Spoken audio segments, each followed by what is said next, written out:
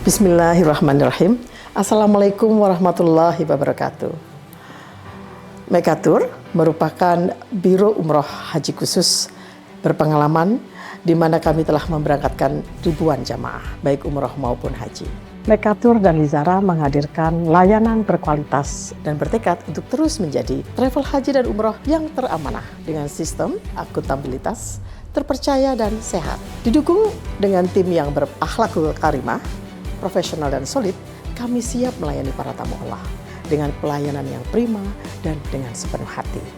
Dan pastinya dengan pembimbing dan mutawif yang berpengalaman dan profesional. Mekatur dan Lizara selalu berkomitmen penuh dengan pelayanan terbaik, berlandaskan syariat Islam dengan menyediakan fasilitas premium, terpercaya dan terjangkau, berupa hotel yang dekat dengan Baitullah, kemudian jadwal penerbangan yang pasti, manasik di gedung sendiri, dan kami juga terdaftar di Kemenak, bersertifikat IATA, dan pasti tergabung dalam asosiasi terbesar di Indonesia, yaitu Asosiasi Ampuri. Mekatur terus berkomitmen untuk memberikan kajian edukasi serta tayangan-tayangan Islami dengan syiar dakwah kami melalui media podcast kami, dan dengan dukungan pastinya brand ambassador kami. Kami juga mengucapkan terima kasih dan apresiasi yang tinggi kepada pihak-pihak yang selalu membantu program CSR kami.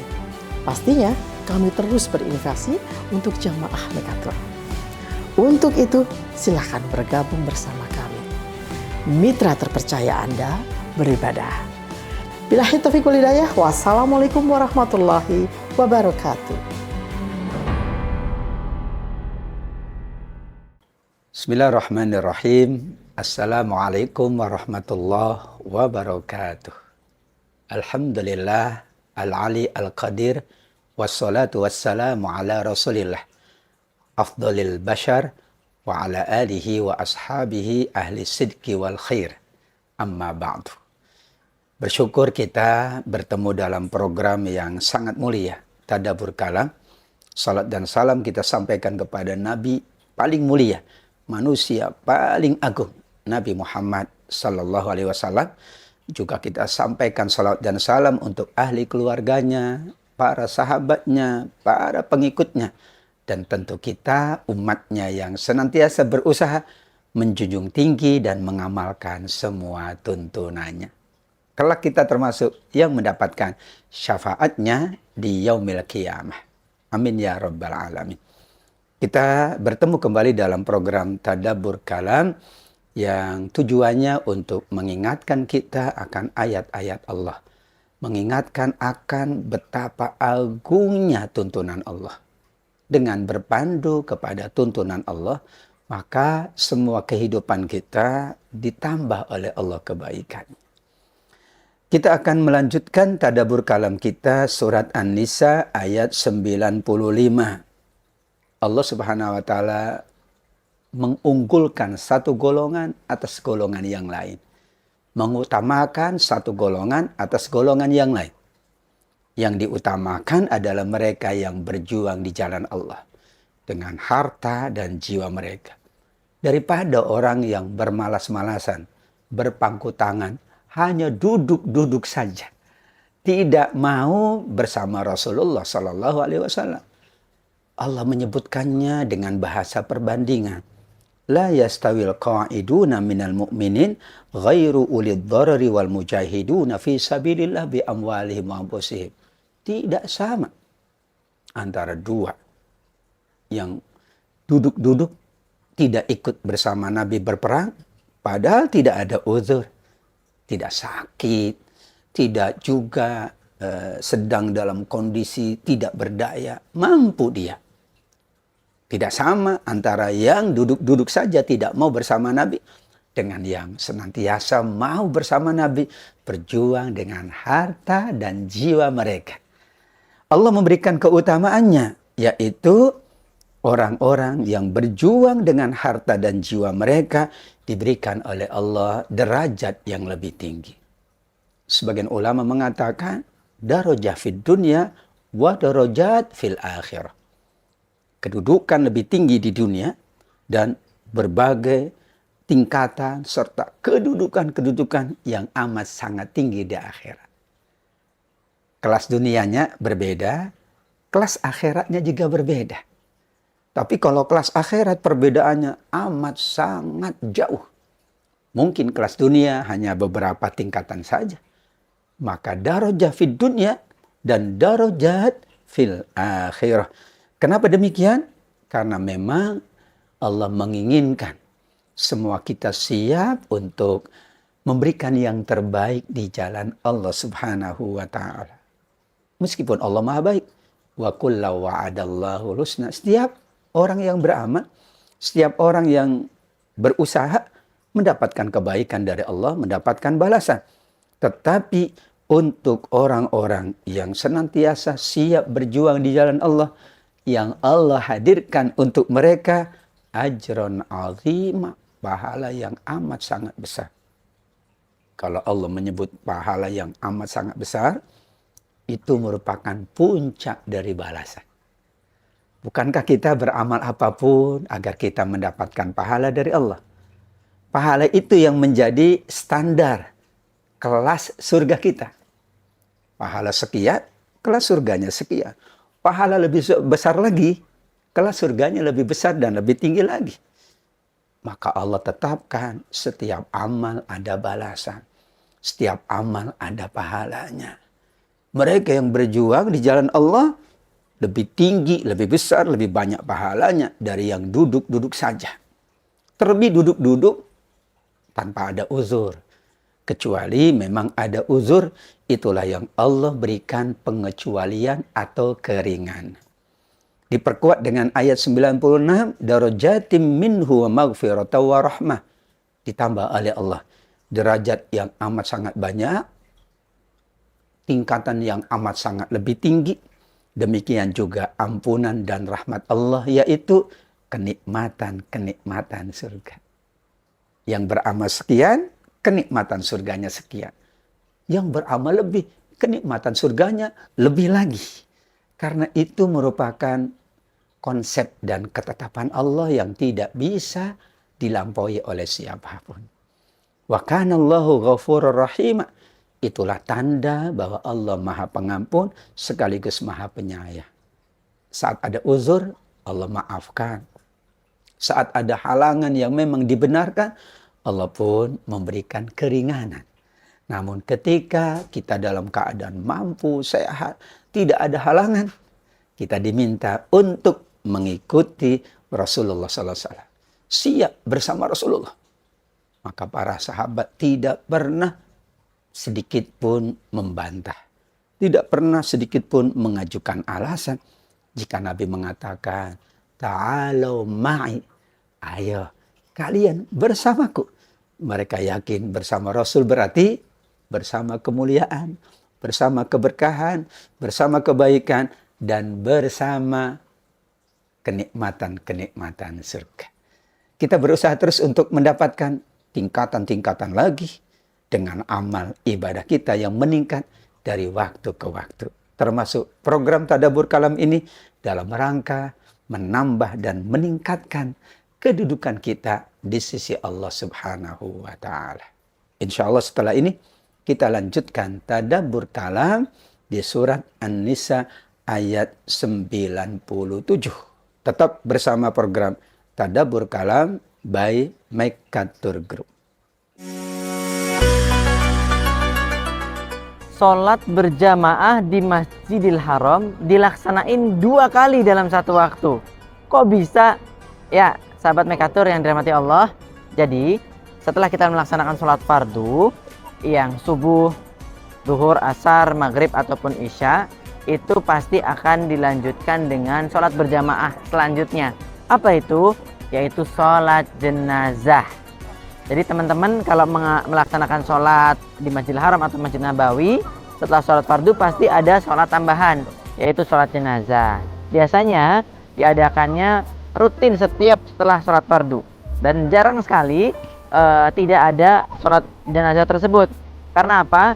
Karena orang-orang lokal yang ada di Masjidil Haram atau Masjid Nabawi, mereka ingin sekali ketika sudah meninggal, para keluarganya ingin jenazah dari keluarganya disolatkan di Masjid Nabawi dan didoakan oleh seluruh jamaah umroh atau yang melaksanakan umroh pada saat itu. Bahkan orang-orang yang dari luar negeri pun yang ternyata meninggal di Masjidil Haram pasti akan dibawa ke area masjid untuk disolatkan di masjid. Masya Allah, alhamdulillah. Semoga manfaat. Barakallahu fiikum.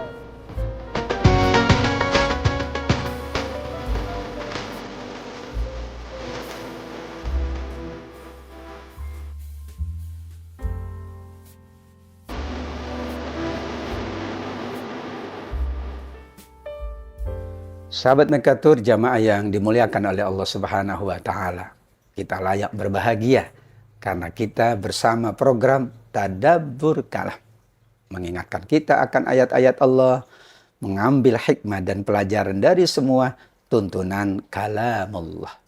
Kita akan membahas 3 ayat sekaligus, ayat 97, 98, dan 99.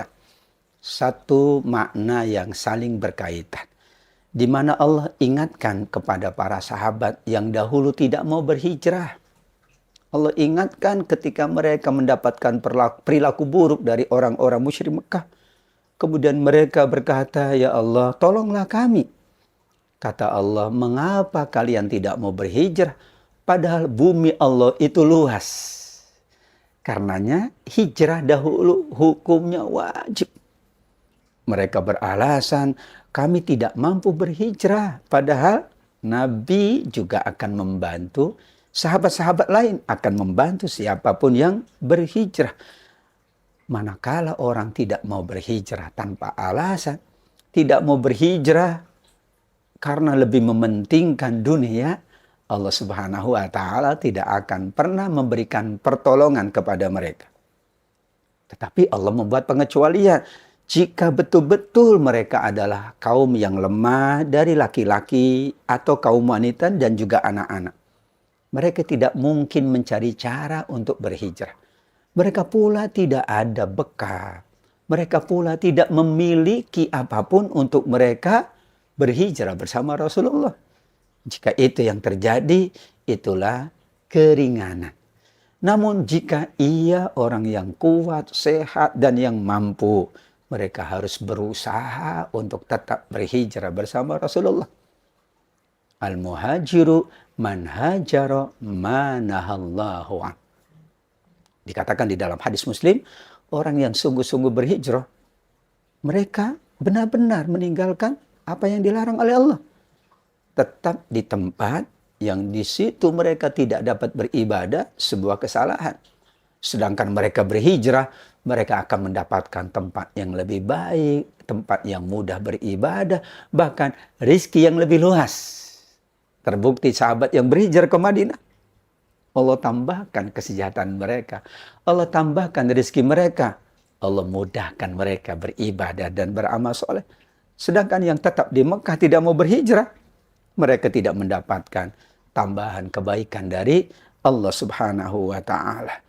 Jika mereka adalah orang-orang yang ada uzur, orang-orang yang mustad'afin, faulaika asallahu ayya'fu anhum. Mereka ini akan mendapatkan maaf Allah. Allah Maha Pemaaf. Allah tidak membebani melebihi dari kemampuan. Betul-betul lemah, betul-betul tidak berdaya, betul-betul tidak mampu. Maka mereka diperkenankan tinggal dulu di Mekah sampai mereka mampu. Terakhir mereka juga semuanya berhijrah ke Madinah Al-Munawwarah karena Allah semakin bukakan pintu kemampuan dan kenikmatan untuk mereka jika mereka memilih tinggal di Mekah. Karena keadaan yang tidak memungkinkan, Allah maafkan mereka dan Allah Maha Pemaaf lagi Maha Pengampun. Itulah 3 ayat yang bercerita tentang hijrah.